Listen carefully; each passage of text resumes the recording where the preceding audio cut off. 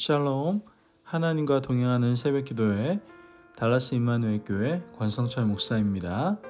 오늘도 하나님과 동행하며 풍성함을 누리시는 저와 여러분 되시길 주님의 이름으로 축복합니다. 오늘 말씀은 레위기 14장 1절에서 9절까지의 말씀입니다.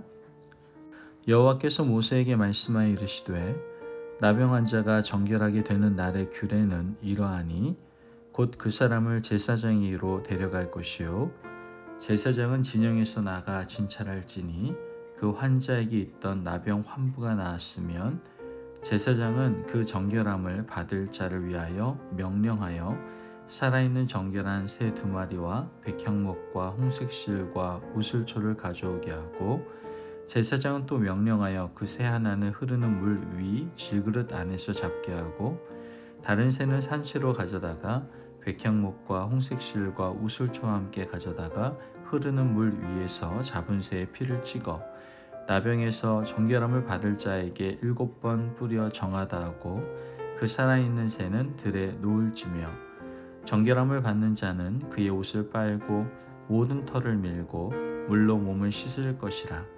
그리하면 정하리니 그 후에 진영에 들어올 것이나 자기 장막 밖에 이레를 머물 것이요 7째 날에 그는 모든 털을 밀되 머리털과 수염과 눈썹을 다 밀고 그의 옷을 빨고 몸을 물에 씻을 것이라. 그리하면 정하리라. 아멘. 하나님의 말씀입니다. 여러분, 지금 우리는 코로나로 인해서 아마 전 세계가 계속해서 힘들고 어려운 시간을 보내고 있는 것 같습니다. 이 코로나 대처에 있어서 미국보다는 한국이 더 철저한 것 같은데요. 한국 같은 경우 코로나로 의심이 되면 의료기관에 가게 되고 그 의심되는 사람은 이런저런 방법으로 진료를 받게 되죠. 그리고 확진이 되면 격리 치료를 받게 됩니다. 몇 가지의 절차에 따른 진료를 계속 받게 되고 완전히 치료가 끝났다라는 확인 후에 그 사람을 가정으로 돌려보내게 됩니다. 확인 절차도 까다롭지만 격리 치료 후 완치 판정까지는 더 까다롭고 긴 시간이 소요되는 것을 우리는 알게 되죠. 완치 후에도 이와 같이 시간을 두고 점검하는 이유는 무엇일까요? 적당히 치료해서 내보내면 나중에 더 큰 문제가 생길 수가 있기 때문입니다. 오늘 우리가 읽은 본문에는 나병의 회복 절차가 나오는 것을 보게 됩니다. 나병 환자가 회복하는 과정은 나병으로 확진하는 것보다 훨씬 더 까다롭다라는 것을 우리는 성경을 통해서 알 수가 있게 되는데요. 레위기 14장 3절 말씀을 보면 제사장은 진영에서 나아가 진찰할지니 그 환자에게 있던 나병 환부가 나았으면, 말씀을 통해 알 수 있듯이 나병에 걸린 사람이 진영 밖에 살다가 다 나은 것 같다고 해서 함부로 진 안으로 들어와서 제사장 앞에 설 수 없었다는 것이죠. 나병에 걸린 사람이 다 나은 것 같다는 생각이 들면 사람을 통해서 제사장에게 진찰을 요청해야 합니다.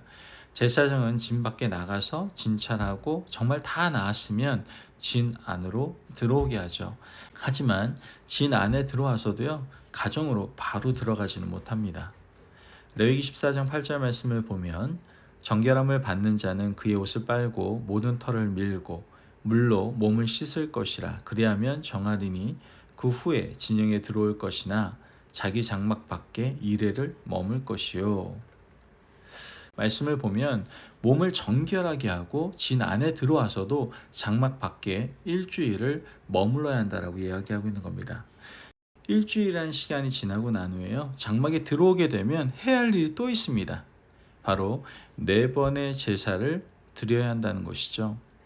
레위기 14장 12절 말씀을 보면 어린 순양 1마리를 가져다가 기름 1록과 아울러 속건제로 드리되 여호와 앞에 흔들어 요제를 삼고, 첫 번째로 드려야 할 제사가 바로 속건제입니다.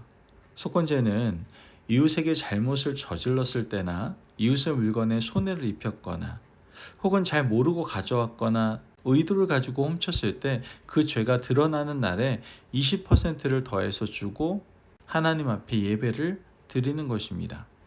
속건제 예배를 하나님께 먼저 드려야 하는 이유는 바로 이웃에 대해서 폐를 끼쳤기 때문이죠.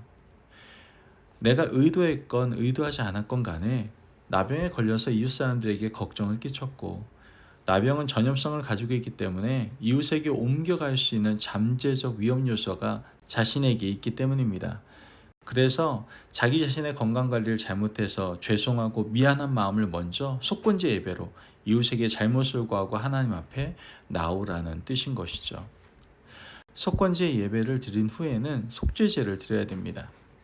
레위기 14장 19절 말씀을 보면, 또 제사장은 속죄제를 드려 그 부정함으로 말미암아 정결함을 받은 자를 위하여 속죄하고 그 후에 번제물을 잡을 것이요. 두 번째는 뭐라고요? 속죄제입니다. 이웃에 대해서 잘못함을 구했으면 그 다음은 하나님 앞에 다시는 이런 병에 걸리지 않기를 구하는 사죄의 예배를 드려야 하는 것이죠. 그 다음은 번제와 소제입니다.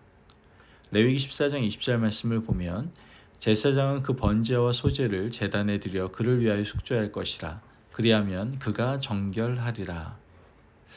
여러분, 번제는 모든 제물을 다 태워서 하나님 앞에 드리는 제사예요.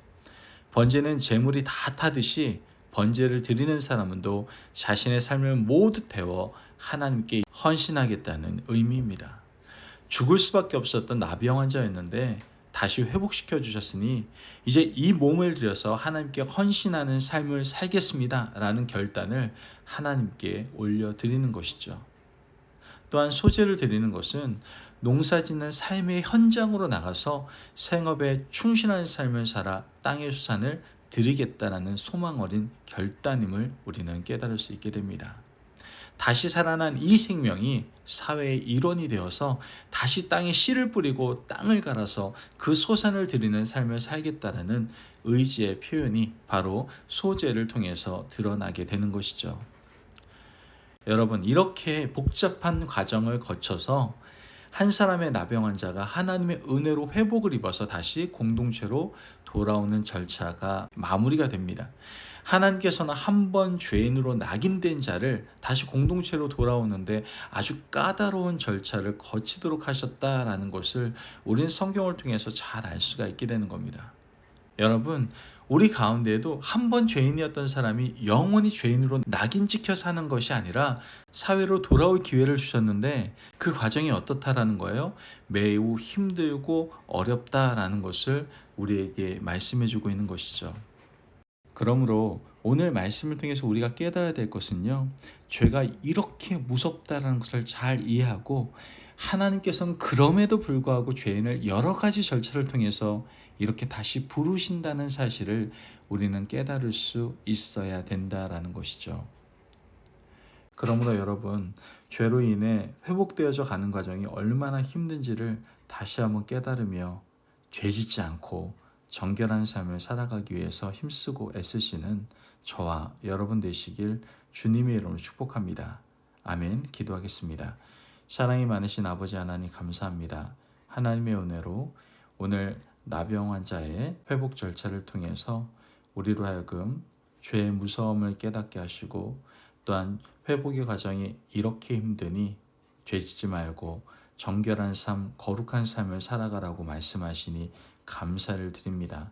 하나님, 언제나 죄를 가까이 하는 것이 아니라 죄를 멀리하게 도와주시고 하나님께서 허락하신 사랑의 공동체 안에서 거룩한 선한 영향력을 흘려보낼 수 있는 저희가 되게 하여 주옵소서. 감사하며 예수님의 이름으로 기도합니다. 아멘. 오늘도 하나님과 동행하며 풍성함을 누리시는 저와 여러분 되시길 주님의 이름으로 축복합니다. 여러분, 오늘 하루 살아가는 동안 하나님이 사랑하시는 공동체 안에서 죄는 어떠한 모양이든 다 버리고 늘 하나님께서 원하시는 거룩하고 정결한 그 삶을 살아감으로 하나님께 영광 돌리는 저와 여러분이 되시기를 바랍니다. 말씀 안에서 승리하십시오.